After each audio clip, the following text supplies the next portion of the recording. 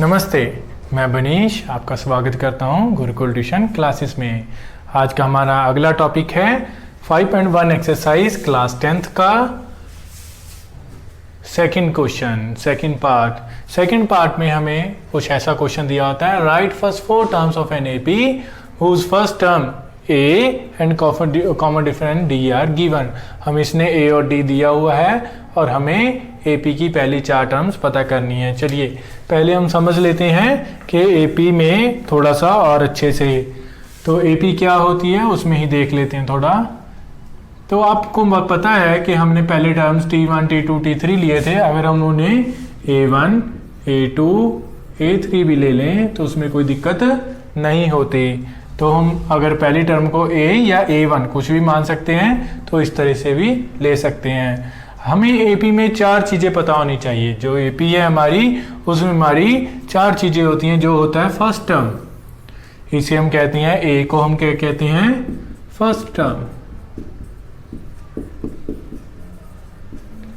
उसके बाद हमारा आता है डी होता है कॉमन डिफरेंस, जैसा कि आपको क्वेश्चन में भी दिया हुआ है, कॉमन डिफरेंस। कॉमन डिफरेंस का क्या मतलब है, जैसे 2 टर्म्स के बीच में जो डिफरेंस है वो सेम होना चाहिए। यही एपी की एक पहचान है। जैसे कि हमने पिछले प्रीवियस क्वेश्चन में हमने किया है कि एपी में अगर डिफरेंस सेम आ जाए, T2 माइनस T1 और T3 minus T2 term same हो, जैसे कि वहाँ फॉर्मूला में दिया हुआ है T2 minus T1, T3 minus T2, तो ये हमारी एपी हो जाती है। और ये है हमारा डी। और इसके बाद हमारे पास आता है एन क्या होता है, अगर हम इसे सॉन चला लें और लास्ट टर्म का हमें पता ना हो कितनी है तो हम उसे एन लिख देते हैं। और ये एन हो गया nth टर्म। nth टर्म का क्या मतलब होता है, थोड़ा ज़्यादा समझने की ज़रूरत पड़ती है, क्योंकि इसमें और n में एक n भी हम बता देते हैं। n का मतलब होता है number of terms, number of terms कि हमें एपी में कितनी टर्म्स हैं। जैसे ये है हमारी फर्स्ट, ये है सेकंड, ये है थर्ड, और इसका नंबर पता नहीं, अभी इसे मानेंगे n। तो जो n होता है वो होती है काउंटिंग, और जो an होता है वो होता है हमारा एपी का कोई भी नंबर जो उसकी लास्ट टर्म को रिप्रेजेंट करता है। जैसे कि हम अगर एग्जांपल लें तो ये है हमारे पास 6, ये है 12, ये है 18, और इसे मान लेते हैं हम 68।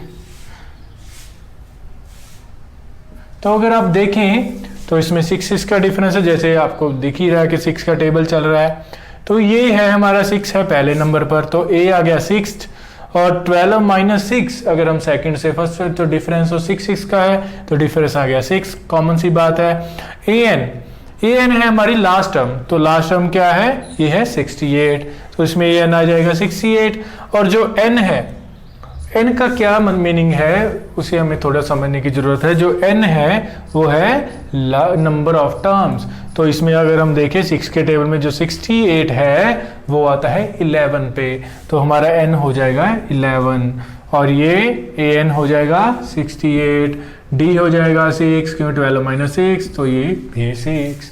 तो इस तरह से हमारा ये एपी का कंसेप्ट है। तो आइए इसे हम क्वेश्चन पे लेके आते हैं। अगर हमारे पास ए की वैल्यू है 10, तो A1 तो आ गया 10। अभी हमें चाहिए A2, तो A2 के लिए हमें क्या करना पड़ेगा, हमें क्या है A1 प्लस D, तो इसे D में प्लस करते हैं। तो A1 क्या है हमारा 10 और D भी है 10, तो ये आ गया हमारे पास 20 अगली टर्म। तो हमें कितनी टर्म्स पता करनी है, हमें करनी है 4 टर्म्स पता। तो A3 भी पता कर लेते हैं। A3 क्या होगा, A2 प्लस D, तो हम डी ऐड करते जाएंगे और हमारे पास ये आगे चलता जाएगा। जैसे 20 प्लस 10 ये हो गया 30, और ये A4 क्या हो गया, जैसे 30, A3 प्लस D, ये हो गया 30 प्लस 10, ये हो गया 40।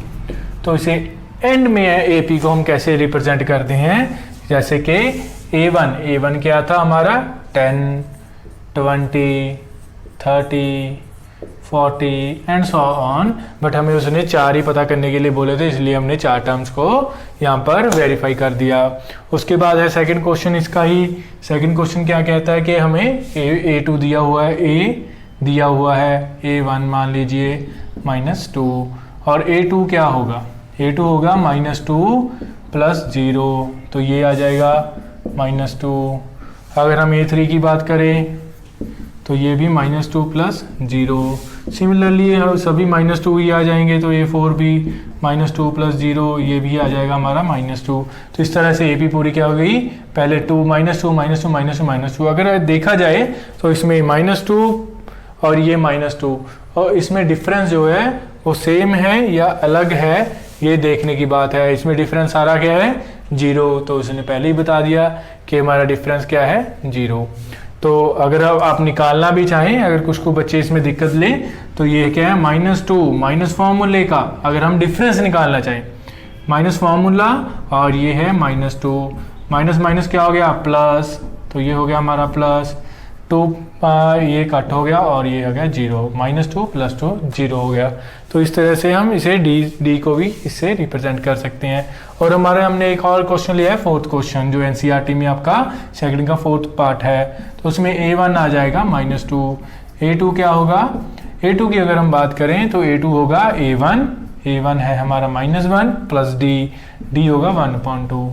अभी इसमें क्या होता है, थोड़ा रैशनलाइज नॉमिनेटर डिनोमिनेटर की फॉर्म में होता है, तो बच्चे थोड़ा सा इसमें कंफ्यूज हो जाते हैं। -2, और मैं इसे अच्छे से लिख देता हूँ थोड़ा, -1 + 1/2, तो ये 1/2 है, 2 इधर आएगा, -2 + 1, तो ये आ जाएगा -1/2, ये आ गया हमारा -1/2। और A3 की बात करें तो ये क्या होगा, A2 + D, ये आ गया हमारा 0। A3 क्या आ गया, थर्ड टर्म 0। A4 क्या होगा हमारे पास है 0 + 1/2, तो ये आ गया हमारा 1/2। तो इस तरह से हमारी AP क्या बन गई, A है -1, AP हो गई -1, A2 है हमारा -1/2, A3 है हमारा 0, और A4 है हमारा, ये एक तरह से हमारा रिवर्स ऑर्डर आ गया, जिसे हम डिसेंडिंग ऑर्डर भी कहते हैं, जिसे -1 to पॉजिटिव में जाता है, लेकिन इसमें डिफरेंस इसमें भी सेम होगा। ये था हमारा सेकंड क्वेश्चन, और हम अपनी नेक्स्ट वीडियो में करेंगे इसका third part. Till then stay tuned, stay